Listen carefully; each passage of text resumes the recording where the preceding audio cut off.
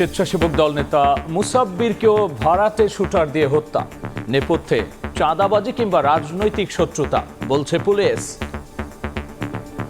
শুটারের কথা, এদের বিষয়ে আমাদের কাছে এখন স্পেসিফিক তথ্য নেই। আমরা এই কাজটি শুরু করেছি। চাঁদাবাজির ইস্যু, রাজনৈতিক ইস্যু, এই সকল ইস্যু নিয়েই আমরা কাজ করছি। বিচার দাবিতে শনিবার সারা দেশে বিক্ষোভের ডাক। নির্বাচন বানচালের ষড়যন্ত্র সফল হতে না দেওয়ার হুঁশিয়ারি বিএনপি নেতাদের।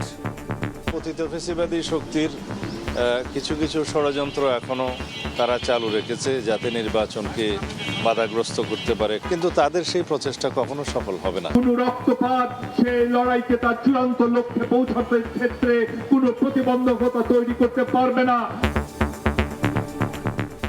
দেখছিলেন প্রধান শিরোনাম। সন্ধ্যার সময় সঙ্গে আছি আমি গোলাম রাব্বি। এবার অন্যান্য শীর্ষ সংবাদ। দেশে কোনো পাতানো নির্বাচন হবে না, লেভেল প্লেইং ফিল্ড নিশ্চিত করবে ইসি, বললেন সিইসি। প্রশাসনের পক্ষপাতিত্বের অভিযোগের ভিত্তি নেই, বললেন মন্ত্রী পরিষদ সচিব। গ্রাহকদের জিম্মি করে এলপিজি ব্যবসায়ীদের নৈরাজ্য, কমিশন বাড়ানোর আশ্বাসে ধর্মঘট প্রত্যাহার। রমজানের আগেই কেটে যাবে গ্যাসের সংকট, জানালেন বিআরসি চেয়ারম্যান। ওষুধের দামে লাগাম টানছে সরকার। গ্যাস্ট্রিক, ডায়াবেটিস, ক্যান্সার সহ 295 ওষুধের দাম নির্ধারণে নীতিমালা চূড়ান্ত, কোনো কোম্পানি না মানলে কঠোর ব্যবস্থা।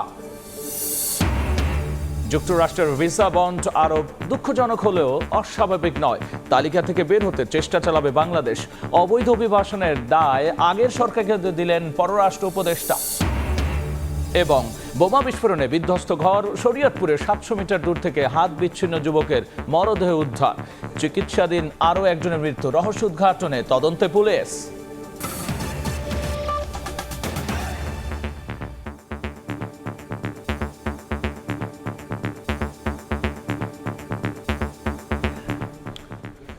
স্বেচ্ছাসেবক দল নেতা মুসাব্বির হত্যায়ও ব্যবহার করা হয়েছে ভাড়াটে শুটার।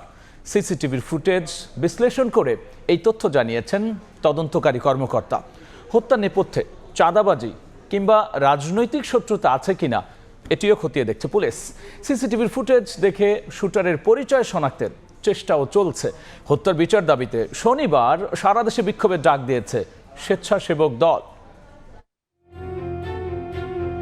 রাজধানীর পশ্চিম তেস্তুরি বাজারে স্বেচ্ছাসেবক দলের নেতা আজিজুর রহমান মুসাব্বিরকে গুলির পর আশপাশের বেশিরভাগ সিসিটিভি ক্যামেরার ফুটেজ বিশ্লেষণ করেন তদন্তকারীরা। তারা বলছেন হত্যায় জড়িতরা ভাড়াটে খুনি।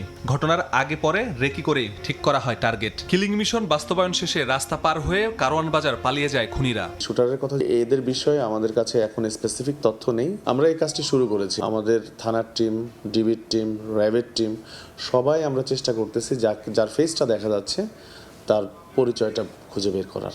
চাঁদাবাজির ইস্যু, রাজনৈতিক ইস্যু, এই সকল ইস্যু নিয়েই আমরা কাজ করছি। এদিকে মুসাব্বিরের স্ত্রীর দাবি, রাজনৈতিক কারণে মুসাব্বির কয়েকবার হত্যার হুমকিও পেয়েছেন। তবে নিজের এলাকায় এভাবে খুন হবেন তা কল্পনার বাইরে ছিল তাদের। এ ঘটনায় তেজগাঁও থানায় অজ্ঞাত 5 জনকে আসামি করে মামলা করা হয়েছে। তার অনেক শত্রু আছে, যে কোনো সময় মেরে ফেলবে, যে কোনো সময় যে কোনো একটা দুর্ঘটনা ঘটে যাবে।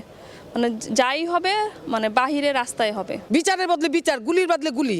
মুসাব্বিরের রাজনৈতিক সহযোদ্ধারা অভিযোগ করেন, কমিটিতে বড় পদ ও কাউন্সিলর নির্বাচন করতে চাওয়ায় কাল হয়েছে তার। রাজনৈতিক জীবনে হয়তো বা কারো ভালো লাগে নাই, হয়তো বা কারো হিংসার কারণ হয়েছে, কারো প্রতিহিংসার কারণ হয়েছে। সামনে যে সে কাউন্সিলর হবে, পলিটিক্যাল দ্বন্দ্ব থাকতে পারে।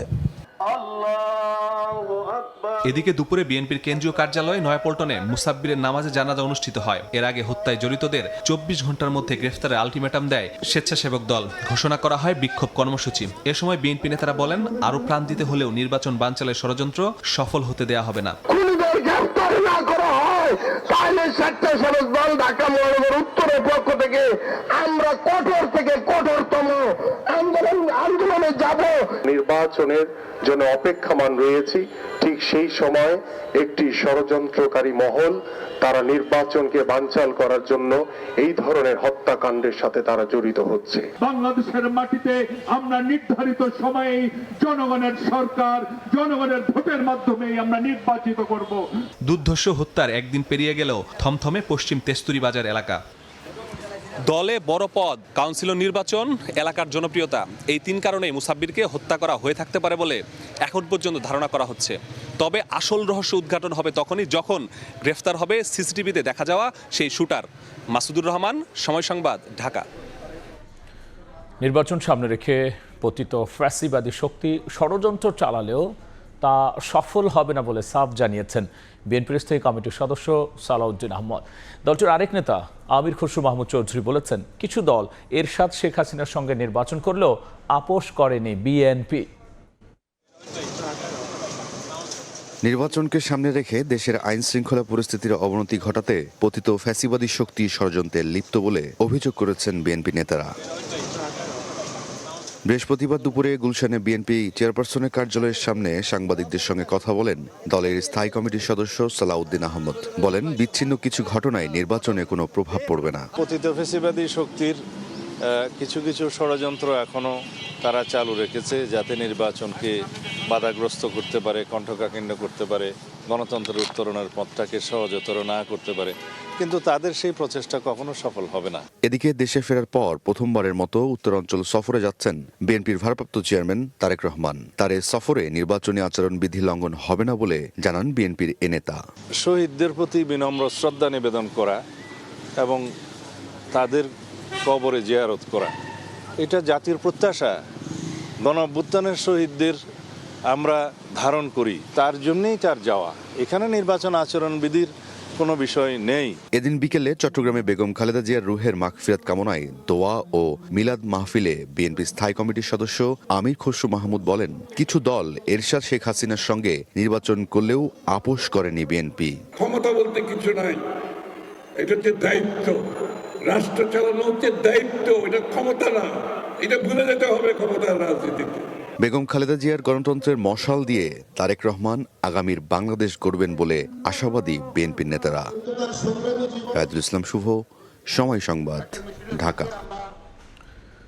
ফ্যাসিবাদী কাঠামো থেকে বেরিয়ে আসতে এত কম সময় যথেষ্ট নয় বলে মন্তব্য করেছেন জামায়াতের সহকারী সেক্রেটারি জেনারেল এহসানুল মাহবুব জুবায়ের। মব ভায়োলেন্সের কারণ হিসেবে ফ্যাসিবাদী কাঠামোর প্রভাবকে দায়ী করেছেন তিনি। আর গণভোটের বিষয়ে দলগুলোর অবস্থান নিয়ে স্বচ্ছতা নিশ্চিতের আহ্বান জানিয়েছেন সুজনের সম্পাদক বদিউল আলম মজুমদার। জাতীয় নির্বাচন উপলক্ষে বৃহস্পতিবার সকালে রাজধানীর সিরডাব মিলনায়তনে অন্তর্ভুক্তিমূলক গণতন্ত্র ও সংখ্যালঘুদের অধিকার এবং নির্বাচনী অঙ্গীকার শীর্ষক আলোচনা সভার আয়োজন করে সেন্টার ফর গভর্নমেন্ট স্টাডিজ। এতে অংশ নেন রাজনীতিক, বিশিষ্টজন এবং বিভিন্ন সংগঠনের প্রতিনিধিরা। আমি দেখেছি যে জামায়াত ইসলামী সংখ্যালঘুদের অধিকার রক্ষায় সংখ্যালঘু কমিশন গঠনের প্রস্তাব দেন রাজনীতিকরা। মব ভায়োলেন্সের কারণ হিসেবে ফ্যাসিবাদী কাঠামোর প্রভাবকে দায়ী করেন তারা। এই দেশের নাগরিক হিসেবে তিনি যে ধর্মের হন, তিনি যে মতের হন, তিনি যে রেইস হন, যাই হন না কেন, তিনি এখানকার নাগরিক। আমরা তাকে সংখ্যালঘু অথবা সংখ্যাগুরু এই ভাগে আমরা বিভক্ত করতে চাই না। আমাদের এখানে আওয়ামী লীগের পতনের পরে আমাদের মূল লক্ষ্য হওয়া উচিত ছিল ঐক্যমত সৃষ্টি করা। সেটা আওয়ামী লীগের বিচার, আওয়ামী লীগের ন্যারেটিভস, এটা জুডিশিয়ারিকে দিয়ে স্বাধীন জুডিশিয়ারির মাধ্যমে এটার বিচার হবে। গণভোটের বিষয়ে রাজনৈতিক দলগুলোর অবস্থান নিয়ে স্বচ্ছতা নিশ্চিত করার আহ্বান জানিয়েছেন সুজনের সম্পাদক বদিউল আলম মজুমদার। ঐক্যমত্য কমিশনে রাজনৈতিক দলগুলো সংস্কারের যে অঙ্গীকার দিয়েছে তা বাস্তবায়নের উপরই গণতন্ত্রের ভবিষ্যৎ নির্ভর করছে বলে মন্তব্য করেন তিনি। এখন একটা গণভোট হবে, তাদেরকে আমাদের রাজনৈতিক দলগুলোর সুস্পষ্ট অবস্থান নিতে হবে, তারা হায়ের পক্ষে না নায়ের পক্ষে। যদিও তারা লিখিতভাবে অঙ্গীকার করেছে তারা এগুলো বাস্তবায়ন করবে। আমাদের গণতান্ত্রিক ব্যবস্থার কতগুলো ঘাটতি আছে, ডেমোক্রেটিক ডেফিসিট, এবং শাসন প্রক্রিয়া অনেকগুলো দুর্বলতা আছে। এগুলো যদি দূরীভূত না করি তাহলে আমাদের সুষ্ঠু নিরপেক্ষ নির্বাচন হলেও গণতান্ত্রিক উত্তরণ ঘটবে না। আলোচনায় রাজনৈতিক দলগুলোর ইশতেহারে সংখ্যালঘুর বিষয় কিভাবে উপস্থাপিত হচ্ছে সেদিকে নজর রাখার আহ্বান জানান বিশিষ্টজনেরা। আদনান তুর্য, সময় সংবাদ, ঢাকা। আগের মতো এবার পাতানো নির্বাচন হবে না উল্লেখ করে সবার জন্য লেভেল প্লেইং ফিল্ড নিশ্চিতের আশ্বাস দিয়েছেন প্রধান নির্বাচন commissioner AMM Nasir Uddin. Appeal কার্যক্রম পরিদর্শনে এসে একথা বলেছেন তিনি। ভোটের মাঠের অনাস্থা নিয়েই ইসিতে আপিল করতে আসছেন যাচাই বাছাই বাদ পড়া সম্ভাব্য প্রার্থীরা। আপিলের শেষ দিন আগামীকাল। ভয়ভীতিটা অতীতের যে কোনো সময়ের চেয়ে এবার খুব বেশি। ভোটের মাঠে এখনো লেভেল প্লেইং ফিল্ড এখনো আমরা পরিপূর্ণভাবে দেখতে পাই না। স্বচ্ছতার যথেষ্ট অভাব আছে। নির্বাচন কমিশন ঘোষিত তফসিল অনুযায়ী ভোটের বাকি মাত্র ৩৩ দিন। এমন সময় এসে অভিযোগ করলেন মনোনয়নপত্র যাচাই বাছাই বাদ পড়ারা। লেভেল প্লেইং ফিল্ড নিয়ে অনিশ্চয়তার কথা জানালেন তারা। আমার যদি কোনো অপরাধ যদি না থাকে তাহলে আমাকে কেন ভোট করতে দেবে না? এত ছোট একটা ভুল চাইলেই তিনি এটা ওইখানে সমাধান করতে পারতেন। এটা তারা আমাদের ডাকে নিয়ে যোগাযোগ করে, আমি জানি না এটা তাদের একটা গাফিলতি, তারা আমাদের সুযোগ দিতে পারতো ওই জায়গায়। বৃহস্পতিবার চতুর্থ দিনের মতো নির্বাচন কমিশনে চলে ত্রয়োদশ জাতীয় সংসদ নির্বাচনে রিটার্নিং কর্মকর্তাদের দেয়া সিদ্ধান্তের বিরুদ্ধে আপিল আবেদন। এরপর এসব আপিলের পক্ষে বিপক্ষে শুনানি করবে নির্বাচন কমিশন। শুনানির জন্য রাখা হয়েছে 9 দিন সময়। ইসির শুনানিতে আপিল আবেদন নিষ্পত্তি না হলে আদালতের দ্বারস্থ হতে পারবেন সংক্ষুব্ধরা। বৃহস্পতিবার সকালে আগারগাঁ নির্বাচন কমিশনে আপিল আবেদনের বুথ পরিদর্শনে এসে সিএসসি জানান, সকলের জন্য লেভেল প্লেইং ফিল্ড নিশ্চিত করা হবে। বললেন, আগের মতো কোনো পাতানো নির্বাচন হবে না। আমরা ইনসাফে বিশ্বাসী এবং আমরা ইনসাফ করবো ইনশাল্লাহ। দেখবেন যে আমাদের হিয়ারিং হওয়ার পরে দেখবেন আপনারা যে আইন অনুযায়ী যা হবে, বিধিবিধান অনুযায়ী যা হবে, আমরা সেই ধরনের সিদ্ধান্ত দিব। এবং আইন তো সবার জন্য সমান, সবাই তো মানতে বাধ্য হবে। কোনো পাতানো নির্বাচন হবে না, রাজপথে আমারও দরকার হবে না। কোনো পাতানো নির্বাচন দেশে ইনশাল্লাহ হবে না। বিকেলে সিএসসির সঙ্গে বৈঠক করে ইউরোপীয় ইউনিয়ন ইলেকশন অবজারভেশন মিশনের প্রতিনিধি দলের প্রধান জানান, নিরপেক্ষ পর্যবেক্ষণের জন্য ইউরোপীয় ইউনিয়ন কাজ করবে। বাংলাদেশ ইউরোপীয় ইউনিয়নের জন্য অত্যন্ত গুরুত্বপূর্ণ একটি রাষ্ট্র, তাই এদেশের নির্বাচন নিয়ে আমাদের বিশেষ আগ্রহ রয়েছে। আমরা সম্পূর্ণ নিরপেক্ষ অবস্থানে থেকে নির্বাচন পর্যবেক্ষণ করব। বলেন, আসন্ন নির্বাচন পর্যবেক্ষণ প্রক্রিয়া ও নির্বাচনের চ্যালেঞ্জ নিয়েও সিএসসির সঙ্গে আলোচনা হয়েছে। কাউসারা চৌধুরী কুমু, সময় সংবাদ, ঢাকা। বিআরসি চেয়ারম্যানের কমিশন বাড়ানোর আশ্বাসে ধর্মঘট প্রত্যাহার করলেন এলপিজি ব্যবসায়ীরা। সংকট নিরসনে ব্যবসায়ীদের সঙ্গে বৈঠক করে এনার্জি রেগুলেটরি কমিশন বৈঠক শেষে বিআরসি চেয়ারম্যান জানিয়েছেন, রমজানের আগেই কেটে যাবে এই গ্যাস সংকট। শীতকালে একদিকে আবাসিক গ্যাস সরবরাহের সংকট, অন্যদিকে হঠাৎ এলপিজির বাজারে শুরু হয় নৈরাজ্য। এমন অস্থিরতার মাঝেই ভোক্তাকে জিম্মি করে কমিশন বাড়ানোর দাবিতে বৃহস্পতিবার ধর্মঘট পালন করে এলপি গ্যাস ব্যবসায়ী সমবায় সমিতি। এতে চরম ভোগান্তিতে পড়েন সাধারণ মানুষ। কোনো জায়গায় গ্যাস পাচ্ছি না, সকাল থেকে খুঁজতাছি বেন নিয়ে। গ্যাসের জন্য আসছি অনেকক্ষণ ধরে, গ্যাস পাইতেছি না, লাইনেও গ্যাস নাই। বর্তমানে গ্যাসের দাম বাড়তি দেখে কিনতে আর না। দিনভর ভোগান্তির পর বৃহস্পতিবার বিকেলে বিইআরসির কার্যালয়ে এলপি গ্যাস ব্যবসায়ী সমবায় সমিতির সঙ্গে বৈঠকে বসেন এনার্জি রেগুলেটরি কমিশন। 1306 টাকা আমরা ভোক্তাদের গ্যাসটা আমরা দিতে পারবো না। আমাদের এই গ্যাসের রেটটা আমাদের একটু বাড়াই দিতে হবে। এখন থেকে আমরা এই কর্মসূচি স্থগিত করব। বিইআরসির আশ্বাসে ধর্মঘট প্রত্যাহার করেন এলপিজি ব্যবসায়ীরা। আমাদের আশ্বাসে আশ্বস্ত হয়ে ধর্মঘট প্রত্যাহার করেছেন। দ্রুত জানুয়ারি মাসে আমদানি বাড়ানোর জন্য ফেব্রুয়ারিতে রোজা শুরু হবে। এই সংকট আশা করতেছি এই মাসের দ্বিতীয় সপ্তাহের মধ্যে কেটে যাবে। বিইআরসি চেয়ারম্যান জানান, চলমান গ্যাস সংকট রমজানের আগেই কেটে যাবে। জাহাজ সংকটের মধ্যেও এলপিজি আমদানির বিকল্প ব্যবস্থা নেওয়া হয়েছে জানিয়ে আগামী সপ্তাহেই সরবরাহ সংকট কেটে যাবে বলে জানান বিইআরসি চেয়ারম্যান। আবু সাইদ নিশান, সময় সংবাদ, ঢাকা। যুক্তরাষ্ট্রের সামাজিক সুরক্ষা সুবিধা গ্রহণকারীদের তালিকায় বাংলাদেশিদের অবস্থান শীর্ষে উল্লেখ করে পররাষ্ট্র উপদেষ্টা বলেছেন, যুক্তরাষ্ট্রে প্রবেশে বাংলাদেশিদের জন্য ভিসা বন্ড আরোপ দুঃখজনক হলেও অস্বাভাবিক নয়। যদিও এই তালিকা থেকে নাম বাদ দিতে কূটনৈতিক প্রক্রিয়া অব্যাহত থাকবে বলে জানিয়েছেন তিনি। গত 6 জানুয়ারি যুক্তরাষ্ট্রের নতুন ভিসা বন্ডের হালনাগাদ তালিকায় নাম ওঠে বাংলাদেশের। আগামী 21 জানুয়ারি থেকে দেশটিতে প্রবেশে ব্যবসায়ী বা পর্যটক হিসেবে আবেদনের ক্ষেত্রে বাংলাদেশিদেরকেও মোটা অঙ্কের জামানত দিতে হবে। বৃহস্পতিবার পররাষ্ট্র মন্ত্রণালয়ে গণমাধ্যম কর্মীদের সঙ্গে আলাপচারিতায় উপদেষ্টা জানান, যুক্তরাষ্ট্রের সামাজিক সুরক্ষা সুবিধা গ্রহণকারীদের তালিকায় বাংলাদেশিদের অবস্থান শীর্ষে থাকায় ভিসা বন্ডের আওতায় ঢাকাকে অন্তর্ভুক্ত করা হয়েছে। তবে তালিকা থেকে বাদ দিতে কূটনৈতিক আলোচনা চালাবে বাংলাদেশ। অবশ্যই দুঃখজনক, অবশ্যই কষ্টকর আমাদের জন্য, কিন্তু এটা অস্বাভাবিক না। সাধারণ পদ্ধতিতে আমরা যাব, চেষ্টা করবো যেন এটা থেকে আমাদেরকে অব্যাহতি দেয়। ক্রিকেট ইস্যুতে পররাষ্ট্র উপদেষ্টা বলেন, ভারত যদি একজন ক্রিকেটারের নিরাপত্তা দিতে না পারে তবে পুরো দলের নিরাপত্তা নিশ্চিত করবে কিভাবে। বলেন, নিরাপত্তার কারণে বাংলাদেশ টি-20 বিশ্বকাপ ভারতে নয় অন্য কোনো নিরাপদ ভেন্যুতে খেলতে আগ্রহী। শুধু টিম যাবে না, টিমের সমর্থকরা তো যাবে, খেলা দেখতে যাবে লোকজন, তাদের নিরাপত্তার প্রশ্ন আছে। আমরা কি করে বিশ্বাস করবো যে তারা নিরাপদ থাকে? হিন্দুত্ববাদী সংগঠনগুলির যে একটা বাংলাদেশ বিরোধী কার্যকলাপ এবং কথাবার্তা চলতেছে, সেই হিসাবে যে আমরা আসলে খেলবো, কিন্তু ভারতের বাইরে খেলবো যেখানে এই সমস্যা হবে। তবে ব্যবসা বাণিজ্য সহ অন্য ইস্যুতে ভারতের সঙ্গে সম্পর্ক স্বাভাবিক রয়েছে বলে জানান পররাষ্ট্র উপদেষ্টা। শাতিলা শারমিন, সময় সংবাদ, ঢাকা।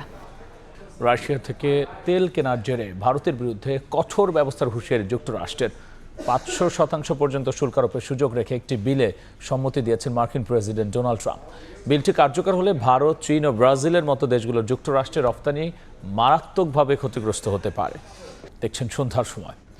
দেশের ক্রিকেটের স্বার্থ বিবেচনায় নিয়ে ভারত বিশ্বকাপে যাওয়া না যাওয়ার সিদ্ধান্ত নেওয়া উচিত বলে মন্তব্য করেছেন জাতীয় দলের সাবেক অধিনায়ক তামিম ইকবাল।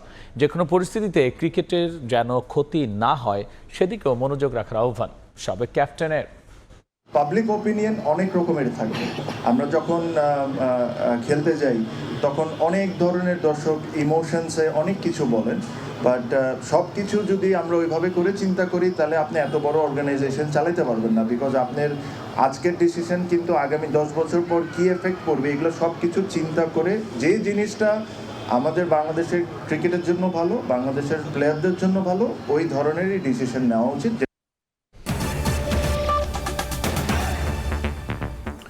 এই ছিল আমার কাছে থাকা সন্ধ্যার সময়। এরপর নির্বাচনের সময় নিয়ে যুক্ত হবেন সহকর্মী মাহাদি ইসলাম ধ্রুব। রাব্বি, আপনাকে ধন্যবাদ। নির্বাচনের সময় নিয়ে আসছে কিছুক্ষণ পর, সঙ্গেই থাকুন সময়।